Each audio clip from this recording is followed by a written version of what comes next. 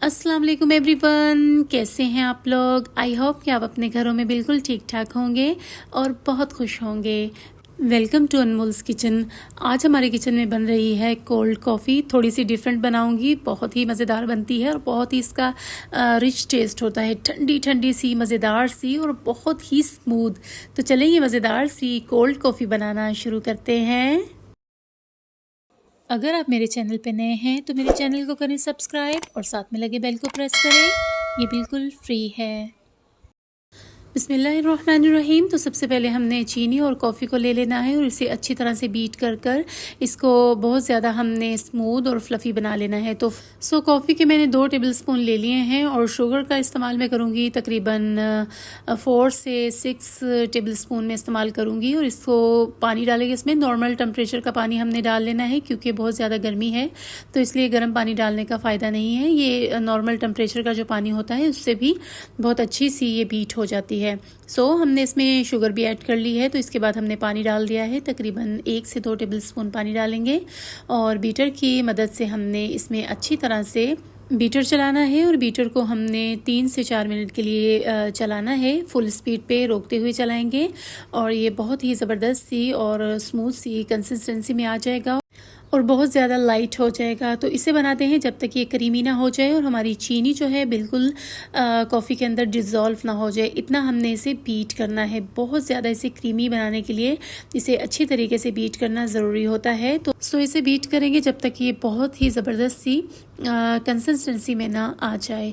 Coffees जो होती हैं बहुत ही अलग अलग फ्लेवर्स की होती हैं, अलग अलग जगहों पर अलग अलग फ्लेवर्स की कॉफ़ी मिलती हैं। बहुत ज़्यादा जो है इसके टेस्ट होते हैं और हम जो आज बना रहे हैं इसका भी बहुत ही एक डिफरेंट सा फ्लेवर होगा। तो इसमें क्या क्या चीज़ें डलनी हैं और किस तरीके से ये मैं कोल्ड कॉफ़ी बनाऊंगी, तो आप बिना स्किप किए वीडियो को पूरा वॉच कीजिएगा ताकि आप ये मज़ेदार सी कॉफ़ी पूरी बनाना सीखें और इन्जॉय कर सकें इसे। इस गर्मी के मौसम में इसे पीने का बहुत मज़ा आता है और ये बहुत टेस्टी लगती है। कॉफ़ी हमारी अच्छी तरीके से बीट हो गई है और ये देखें कितनी स्मूथ है, क्रीमी है और इसने अपना कलर कितना लाइट कर लिया है। यही इसका जो है परफेक्ट टेक्सचर होता है। ये देखिए कितनी क्रीमी है, यही चीज़ मैं आपको दिखाना चाह रही थी। तो ये हमारी हो गई है कॉफ़ी रेडी। अब हमने क्या करना है कि हमने क्रीम बीट करनी है। तो गर्मी होने की वजह से हमने एक बड़ा बाउल लिया है, उसमें डाल ले हैं हमने बर्फ़ के क्यूब्स और उसमें हमने एक स्टील का बाउल रख लिया है। उसमें हम डालेंगे डेयरी क्रीम। ये डेयरी विपिंग क्रीम है, बट ये उस तरह से विप नहीं होती है जिस तरह से कि हम केक पे फ्रोस्टिंग वगैरह तैयार करते हैं, उस तरह की ये विप नहीं होगी, बट ये भी अच्छी सी हो जाएगी। इसमें टेस्ट भी ज़्यादा बीट करने से आ जाएगा और बहुत ही ये ज़बरदस्त सी हो जाएगी। तो हमने ये एक पैकेट ले लिया है क्रीम का, 200 ग्राम्स का ये एक पैकेट होता है जो हमने यूज़ किया है। और हमारी क्रीम जो है अभी देखें कितनी ये रनी रनी सी है, इस तरह की हमें नहीं चाहिए। इसे इतना बीट कर लेना है कि ये थोड़ी सी स्मूथ हो जाए और जब ये स्मूथ हो जाएगी तो हमने इसमें कंडेंस मिल्क डाल देना है। कंडेंस मिल्क सभी जानते हैं कि कितना मीठी चीज़ें जो होती हैं, डिज़र्ट्स होते हैं, उनमें बहुत ही ये एक रिच फ्लेवर देता है और बहुत ही अच्छा लगता है। हमने भी इसमें कंडेंस मिल्क का इस्तेमाल करना है। जो शुगर होती है, रेगुलर शुगर, वो हमने कॉफ़ी में ऐड कर ली है।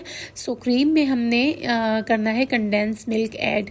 और ये बात भी याद रखिएगा कि ये वाली जो क्रीम होती है ये स्वीट नहीं होती है, कि जैसे कि केक की फ्रोस्टिंग के लिए हम क्रीम्स लाते हैं वो स्वीट होती हैं। ये क्रीम बिल्कुल एक डेयरी क्रीम की तरह ही होती है, इसका जायका थोड़ा सा फीका होता है। इसमें कंडेंस मिल्क डालेंगे, तकरीबन 6 टेबलस्पून के जितना मैंने इसमें कंडेंस मिल्क डाल देना है और इसे भी अच्छी तरह से बीट कर लेना है। कंडेंस मिल्क डाल दिया है मैंने बीच में। अब उसके बाद इसे हम बीट कर रहे हैं, इससे ज़्यादा हमने बीट नहीं करना। अब इसे तकरीबन 30 सेकंड के लिए हमने बीट कर लेना है ताकि क्रीम और हमारा जो कंडेंस मिल्क है वो अच्छी तरह से कंबाइन हो जाए। क्रीम हमारी रेडी हो गई है, देखिए अपने साइज़ में डबल से ट्रिपल हो गई है। यही इसकी निशानी होती है कि हमारी क्रीम बीट हो चुकी है और बहुत ही ज़बरदस्त सी बन गई है। कॉफ़ी को भी मैंने फ्रिज में रख दिया था और क्रीम को भी बीट करके मैंने फ्रिज में रख दिया था। अब इसमें हमने दूध ऐड करना है। दूध मैंने लिया है तकरीबन 2 मग के जितना दूध लिया है, ये 500 ग्राम दूध बन जाता है। वो इसमें हमने डाल देना है ब्लेंडर में और उसके बाद हमने इसमें डाल देनी है कॉफ़ी के मैंने इस्तेमाल किए थे इसमें 3 से 4 टेबलस्पून। अब इसमें हमने डाल दिए हैं बिस्किट, ये ओरियो बिस्किट जो होते हैं चॉकलेट वाले, वो डाल देंगे। इनसे बहुत ही मज़ेदार सा इसमें एक फ्लेवर आएगा और बहुत ही ज़बरदस्त ये लगते हैं। एक बिस्किट मैंने बचा लिया था इसमें डेकोरेशन के लिए, और बाकी जो है मैंने इसमें डाल दिए हैं। अब इसमें हमने डाल दी है क्रीम, क्योंकि जितनी हमें ये बनानी है 2 से 3 मग बनाने थे, तो उस हिसाब से हमने इसमें क्रीम ऐड कर दी है। तकरीबन 4 टेबल स्पून मैंने इसमें ऐड कर दिए थे क्रीम के। अब इसमें हमने कॉफ़ी ऐड कर दी है। देखिए कितनी स्मूथ और कितनी लचकदार ये बनी है। इसे डालेंगे और इसे अच्छा सा हमने ब्लेंड कर लेना है। इतना ब्लेंड कर लेंगे कि सारी चीज़ें जो हैं कंबाइन हो जाएं। बहुत ही मज़ेदार, बहुत ही ठंडी ठंडी सी और रिफ़्रेशिंग सी ये हमारी कॉफ़ी हो जाएगी रेडी। थोड़ा सा हमने बीच में कंडेंस मिल्क और डाल दिया था, क्योंकि दूध का मैंने थोड़ा सा इजाफा कर लिया था बीच में, और 2 टेबल स्पून तकरीबन मैंने कंडेंस मिल्क बीच में और ऐड कर दिया था। सो अब मशीन को हमने ऑन कर लिया है और इसे अच्छा सा हमने ब्लेंड कर लेना है, ताकि ये बिल्कुल एक स्मूथ सा मिल्क शेक के जैसा हमारा जो कोल्ड कॉफ़ी का मिक्सचर है रेडी हो जाए। तो अब हमने स्टंट करते हुए ऊपर से ढक्कन उतार लिया है और वीडियो रिकॉर्ड करने के लिए हमने ये शॉट लिया है। मज़ेदार सी ठंडी ठंडी सी हमारी कोल्ड कॉफ़ी हो रही है रेडी। तो अब हमने ग्लास रेडी कर लेना है। ग्लास हमने लिया है मग, उसमें कैरेमल सॉस जो है साइड्स पे हमने लगा लिया है, और आइस क्यूब्स उसमें डाल लिए हैं ढेर सारे, ताकि मज़ा आए हमें पीने में और लास्ट तक हम इस कॉफ़ी को एंजॉय कर सकें। सो कैसी लगी आपको मेरी ये रेसिपी? बहुत ही मज़ेदार बनती है, बहुत ही ज़बरदस्त होती है। तो इन गर्मियों में बनाएं और इसे एंजॉय करें। अगर आपको मेरी रेसिपी पसंद आई हो तो इसे ज़रूर ट्राई करें और इसे अपने फैमिली फ्रेंड्स में करें शेयर।